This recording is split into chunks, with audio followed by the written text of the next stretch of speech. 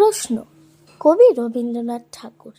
মাগো, আমায় ছুটি দিতে বল, সকাল থেকে পড়েছি যে মেলা। এখন আমি তোমার ঘরে বসে করব শুধু পড়া পড়া খেলা। তুমি বলছো দুপুর এখন সবে, না হয় জানো সত্যিই হলো তাই। একদিনও কি দুপুরবেলা হলে বিকেল হলো মনে করতে নাই? আমি তো বেশ ভাবতে পারি মনে। সূর্যি ডুবে গেছে মাঠের শেষে, বাগদি বুড়ি চুবড়ি ভরে নিয়ে শাক তুলছে পুকুর ধারে এসে।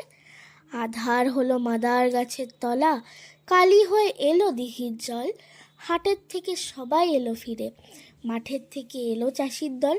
মনে কর না উঠল সাজের তারা, মনে কর না সন্ধে হলো যেন। রাতের বেলা দুপুর যদি হয়, দুপুরবেলা রাত হবে না কেন? নমস্কার।